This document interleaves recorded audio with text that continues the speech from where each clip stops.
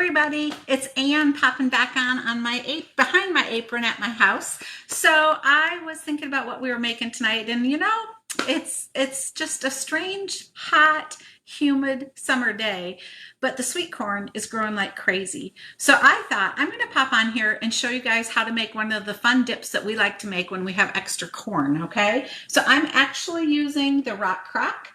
And in the Rock Crock, I am going to do the Midwest corn dip. And this recipe is one of the feature recipes in my cookbook, Second Harvest, that my cousins and I put together a couple years ago that is still for sale. But look at this right there. There's the picture of the Midwest corn dip. Okay, so it's a super easy recipe. So I thought I'm going to pop on here and show you guys. I already have some of the sweet corn in the Rock Crock so that you guys can see it, but I needed to take one more ear of fresh corn and put it in there. So I'm using our kernel cutter that I absolutely love. The best part about this, you guys, is you won't get too much of the cob. It keeps the thickness just perfect for you. So you literally just hold up your ear of corn, and I'll just do it like this so you can see it come off, and that way it won't go shooting all over my kitchen either. So I'm just going to finish this ear, and then I like to spin it around. So I don't know, everybody kind of does it differently, but I'm also really curious. So if you've had a lot of sweet corn, what are you doing with it in your house? Do you freeze some? And if so, what's your freezing process? Do you like to use it for stir fries? Have you ever just done a fried corn recipe? So I have a lot of questions about corn. So, but this particular recipe, let me grab my towel, uses fresh corn off the cob, and then it uses a half a cup of sour cream that I already have here in the measure-all cup, which makes it super easy to release. And by the way, this dip is just as good cold or hot, but I like it warm, and so does my family. So I am putting it on the Rock Crock just on low, so it'll be ready in a couple hours. Then you need an 8-ounce package of cream cheese. So of course, I'm just gonna scoop the cream cheese in. The other thing that's super nice about this is that it literally can all be made in the same dish that you're cooking in, so you don't have to have multiple things dirty. I did already brown and crumble the bacon because I thought you probably didn't need to see that happen, but I did use a big, I don't know, 6 maybe thick slices of bacon and got it nice and crispy so that I can add that to the recipe as well. But then we need to add in a little bit of flavoring. So we have some green onions, we have some jalapenos, and I just wanted to show you, and then some pepper jack cheese. But I wanted to show you one tip if you're working with jalapenos and you want to keep the spicy seeds off of your hands.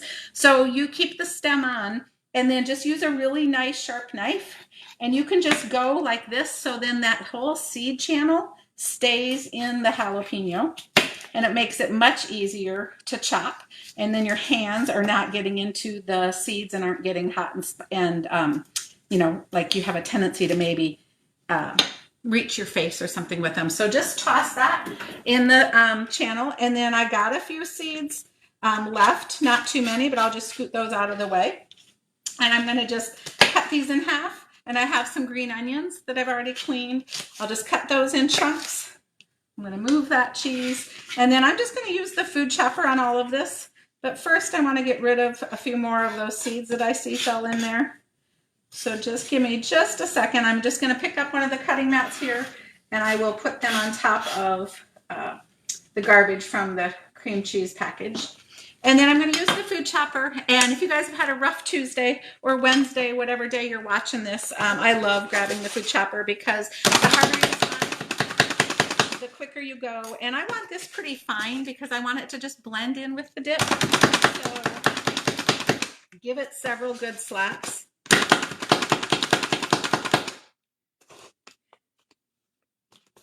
Once you have all the chopping done, again, this is just a simple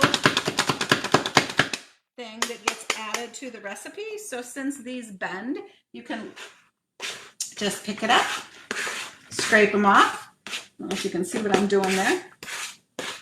Add it to the recipe.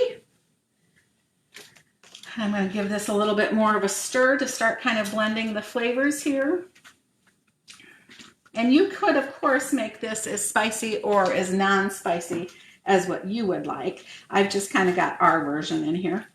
And then you need to add some cheese. So I have two kinds. I'm going to add some Parmesan. And generally I would grate it myself, but this was on a really good sale at the store, already grated, and I use it a lot.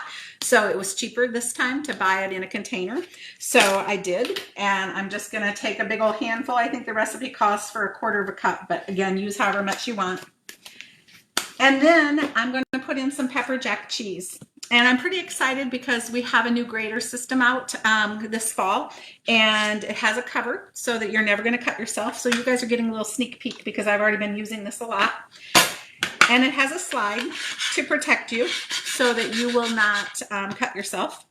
And I'm going to put a couple blocks of pepper jack. Hopefully I've cut them small enough to fit in there. Not quite, of course. So I'll try it again.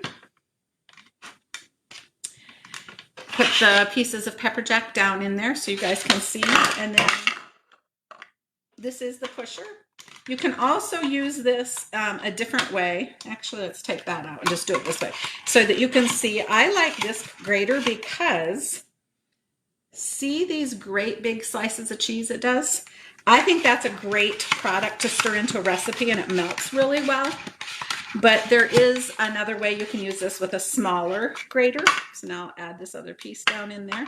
So I'm just adding the pepper jack after I've grated it, and then all of this can just go in the dishwasher, so it's super easy to use.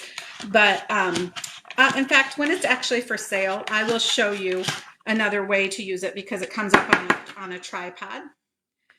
So I kind of made a mess, didn't I? That's the beauty of being a pampered chef person and cooking at home. I don't have to be perfect. But you can see all this grated pepper jack cheese is going to go in here. I'm going to give it a good stir, and then I'm going to leave it on warm because I really just want it to get warm and the cheese melted. I don't really need it to go on to low or high because this can get really hot. And I'll put the lid on too, and that'll speed that up. So it's called Midwest Corn Dip. Literally like those 6 or 7 ingredients. I'll post the recipe in the comments like I always do, but let me know what you guys are doing with corn. The other thing I was just going to mention while I pop on here is this is a great month to check out my website because you might be surprised with all the things on sale. There's some things leaving the line. There's a big appliance sale, just a lot of fun. And even if you're watching this later, we always have a sale section now. So I really appreciate that with Pampered Chef because it's kind of fun to have some deals. But if I can help you, let me know. But I'm happy to be back home, happy to be behind the kitchen apron a minute, and just wanted to show you guys a fun, fast thing to use up some of your extra sweet corn. So see you soon.